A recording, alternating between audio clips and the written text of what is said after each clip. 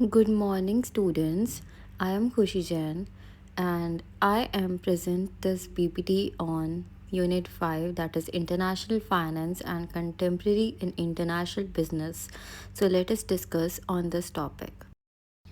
Foreign direct investment एक ऐसी investment है जो कि लोग एब्रॉड से आकर हमारी कंट्री में इन्वेस्ट करते हैं for manufacturing.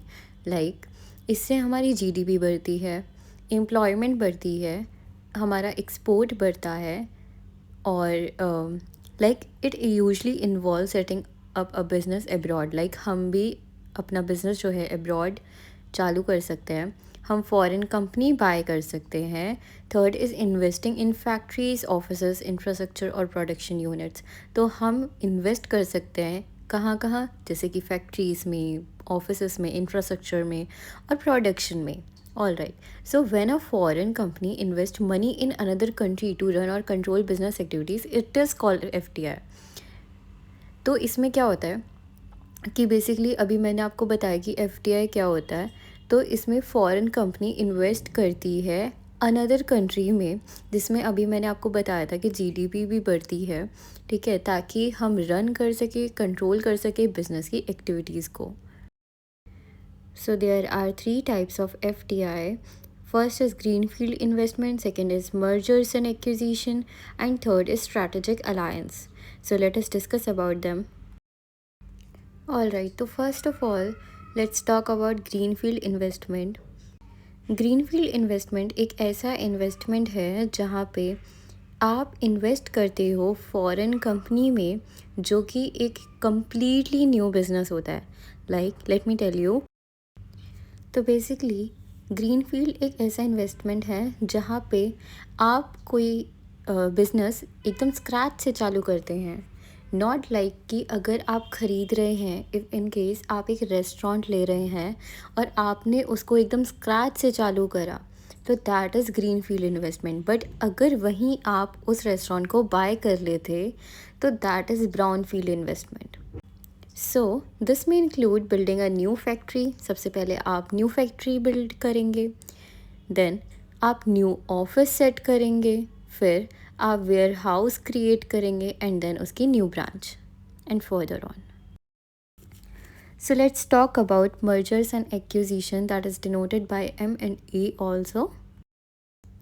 So basically mergers उसको बोलते हैं जब दो कंपनी कंबाइन होकर as a single business identity काम करें, that is called merger. And acquisition, if we talk about acquisition, तो अगर हम एक कंपनी की बात करें तो फिर अगर एक कंपनी दूसरी कंपनी को कम्प्लीटली बाय कर लेती है, तो देन ही और she has a control on another company, कि लाइक आप उस कंपनी को कंट्रोल कर सकते हैं। So there are three characteristics of M&A. First of all, it involves an existing company, not a newly created one. तो सबसे पहला आपकी जो कंपनी होनी चाहिए वो पहले से ही एग्जिस्ट करनी चाहिए, not a newly created one, नई नहीं चलेगी। It allows quick entry into a foreign market, foreign market में उसकी एंट्री होनी चाहिए। थर्ड, इट में include transfer of ownership, assets, brand value, customer base and distribution network. So ये सारी चीज़ें वो ट्रांसफ़र कर सकता है। फर्स्ट ऑफ ऑल ओनरशिप, आप अपनी ओनरशिप उसको दे सकते हैं। एसेट्स मींस आप उसको स्टॉक वगैरह ये सारी चीज़ें दे सकते हैं, आपके ब्रांड की value and customer base also. So let's talk about strategic alliance. Strategic alliance एक ऐसा एग्रीमेंट है जो कि दो कंपनीज़ के बीच में होता है जब उन दोनों को same objective, same goal achieve करना होता है। But it is a less permanent form of international business, की मतलब ये एक less permanent international business collaboration की तरह होता है, एक एग्रीमेंट की तरह होता है एज़ कम्पेयर टू एक्विजिशन और मर्जर। एक्विजिशन और merger is more permanent as compare to strategic alliance, क्योंकि स्ट्रैटेजिक अलायंस जैसे ही गोल कंप्लीट होता है, अचीव होता है, वैसे ही they will be separated. An Indian company and a foreign company में collaborate to first of all एक प्रोडक्ट को मैन्युफैक्चर करने के लिए। Second is to share technology share करने के लिए। So let's talk about benefits of FDI। तो FDI provide many advantages to both host country and the investor country. तो provide many advantages to both the host country and the investor country.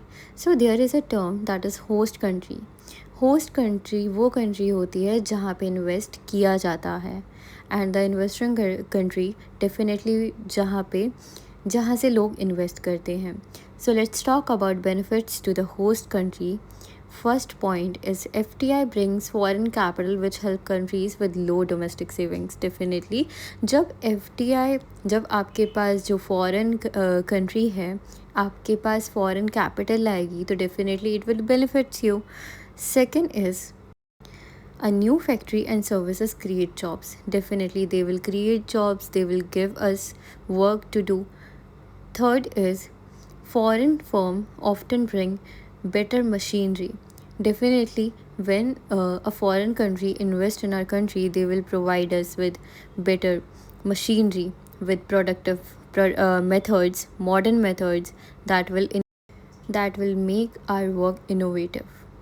Fourth is domestic workers and managers learn international business practices. तो जो workers होंगे वो international business practices से सीखेंगे. Fifth is to competition and better techniques improve efficiency. Definitely it will improve our work. So let's talk about benefits of home country, that is called investor country also. So first point is company can reach new customers abroad. Definitely आपकी दूसरी country में जान पहचान होंगी, आप customers upgrade करेंगे, enhance करेंगे और सर्च करेंगे. ठीक है. Second is access to resources. Definitely जब आप किसी और कंट्री में इन्वेस्ट करते हैं तो आपके पास रॉ मटेरियल का एसेस होता है, लेबर का होता है, टेक्नोलॉजी का होता है. Third, companies can reduce production cost by investing in lower. Definitely हर कोई चाहता है कि हमारा कम पैसों में ज़्यादा काम हो जाए. तो इसमें क्या होता है, like if we invest in another country, so आपका काम भी कम पैसों में हो सकता है और we will search a place where we can invest in lower and we can produce more. So let's talk about disadvantage, drawbacks of FDI, that is host country जहाँ पे इन्वेस्ट किया जाता है. First is to threat to domestic firms. Small local firms may fail due to intense competition. Like अगर आपकी एक market है तो डेफिनेटली एक मार्केट में सिर्फ एक शॉप तो पर्टिकुलर चीज़ की नहीं होगी, है ना. तो there are more competitors against us that may prefer more work in lower cost to make customers. Second is to foreign firms may overuse natural resources. तो foreign firms जो होंगे, जो आपके इन्वेस्ट करेंगे, तो वो आपके नेचुरल रिसोर्सेज को ओवर यूज़ भी कर सकते हैं. थर्ड इज़ फॉरेन कंपनी में influence local consumption patterns and culture. तो फॉरेन कंपनीज इन्फ्लुएंस कर सकती हैं लोकल कंजम्पशन के पैटर्न्स को, कल्चर को, उनको चेंज करके. Fourth is in some cases workers में फेस लो वेजेस. सबसे पहले लो वेजेस, उनको सैलरी कम मिलती है, सैलरी कम में ज़्यादा काम करवाया जाता है. Second is to weak job security, कि आपको कभी भी हटाया जा सकता है. Third is contractual employment. Now let's talk about drawbacks of the investors. Investors के क्या होंगे. First is change in government policy में इफ़ेक्ट बिजनेस, कि आपकी गवर्नमेंट की पॉलिसी में चेंज आने की वजह से आपके बिजनेस को इफ़ेक्ट आ सकता है. Second is foreign investment laws में चेंज, कि फॉरेन इन्वेस्टमेंट के लॉज अगर चेंज हो गए तो उनके इन्वेस्टिंग प्रोसेस को लॉस आ सकता है. Third is language, culture and business customs, this is very common, like किसी लैंग्वेज में या किसी कल्चर में डिफरेंस होने के कारणवश आपको डिफ़िकल्टी महसूस हो सकती है। And fourth is foreign ownership में भी सेंसिटिव, कि आपकी जो फॉरेन ओनरशिप होगी वो बहुत सेंसिटिव हो सकती है। Okay, let's talk about overview of exchange rate system.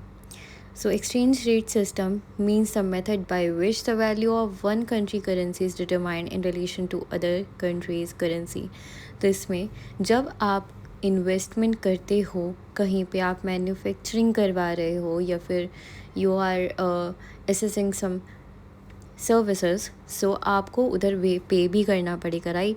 सो अगर आप कहीं एब्रॉड में पे कर रहे हो या फिर एब्रॉड से आपके पास पेमेंट आ रही है, तो एक एक्सचेंज रेट सिस्टम होता है। Like example, $1 is fixed 80 rupees fixed by authority, कि वहाँ का $1 is fixed by our authority at 80 rupees. वहाँ का $1 हमारा का 80 रुपीज़ है। This is fixed exchange rate system. In this system, the government or central bank fixes the value of this currency against another currency. कि like $, की अगर हम बात की जाए या फिर गोल्ड की बात की जाए, तो हमारी गवर्नमेंट या फिर हमारा सेंट्रल बैंक एक वैल्यू को फिक्स कर देता है for exchange rate system. So advantage is stability in international trade, कि इंटरनेशनल ट्रेड में हमारी स्टेबिलिटी होगी, स्टेबल रहेंगे। Second is it disadvantages, government has to maintain the rate, government को मेंटेन करना पड़ेगा रेट को। Second is flexible and floating exchange rate system. So in this system, the value of currency is determined by demand and supply in foreign exchange market, कि वहाँ पे like अच्छा आपने economics में पढ़ा होगा कि जितनी सप्लाई होगी, जितनी डिमांड होगी उतना ही प्राइस हम हाई करेंगे। अगर कम डिमांड होगी तो हम कम प्राइस करेंगे, राइट। तो इसमें क्या होता है, लाइक जितनी डिमांड उधर होगी उतना ही हम उनको उनकी करेंसी की वैल्यू यहाँ पे मेंटेन रहेगी। एडवांटेज क्या होगा, ऑटोमेटिक एडजस्टमेंट, इसमें ऑटोमेटिकली एडजस्ट करा जाएगा। सेकंड डिसएडवांटेज की बात की जाए तो एक्सचेंज रेट सिस्टम में फ्लक्चुएट अ लॉट, कि आपका एक्सचेंज रेट सिस्टम जो है वो फ्लक्चुएट होता रह सकता है। Third is manage floating exchange rate system. This is a combination of fixed and flexible system, like ये फिक्स्ड भी हो सकता है और ये फ्लेक्सिबल भी हो सकता है। Exchange rate system is mainly decided by market, तो एक्सचेंज रेट सिस्टम मार्केट के द्वारा ही सजेस्ट किया जाता है, डिसाइड किया जाता है, बट सेंट्रल बैंक इंटरफेयर कर सकती है जैसे ही उनको कोई फ्लक्चुएशन नज़र आती है। एग्ज़ाम्पल में क्या है, India follows this system, India system इस सिस्टम को फॉलो करता है। Contemporary issues in international business is not limited only to import, export and foreign investment, कि जो हमारा इंटरनेशनल बिज़नेस है वो खाली लिमिटेड नहीं है खाली इंपोर्ट के लिए या फिर एक्सपोर्ट के लिए, खाली आने के लिए, ले जाने के लिए या फिर इन्वेस्टमेंट के लिए। In this modern era it is also include new business practices, इसके अंदर बहुत सारी न्यू प्रैक्टिसेस इंक्लूड हो चुकी है, जैसे outsourcing, digital services, like online services दी जाती हैं, sustainability, environmental protection, labour welfare and responsible business conduct, किस तरह रिस्पॉन्सिबली बिजनेस को कंडक्ट किया जाता है, स्टार्ट किया जाता है। There are two important contemporary issues in international business. First is outsourcing and its potential for India. Second is international business and sustainable development. Let's talk about it in detail. So let's talk about why do companies outsource करती हैं for सबसे पहला operating cost और operating cost हमें कुछ countries में lower मिल सकता है, हमारी लोअर मिलती है in some countries. Second is a company can focus on its main business, कि सबसे पहले जो कंपनी है वो अपने मेन बिजनेस पे फोकस कर सकती है as compare to other businesses. They will hand over their work to specialist. Third is access to skilled labor. Companies like India provide a large number and educated trained professionals की countries जो होती हैं जैसे कि India वो बहुत ज़्यादा number में लार्ज नंबर में educated and trend professionals provide करवाती हैं. Fourth is better efficiency.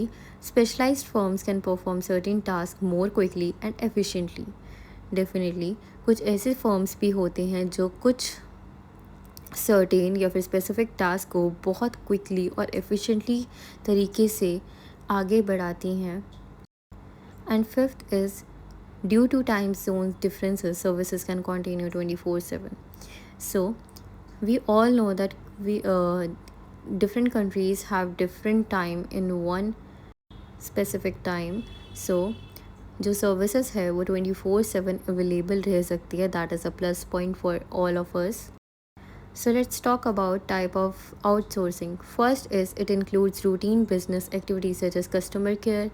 हम कौन कौन सी outsourcing provide करते हैं? सबसे पहली customer care.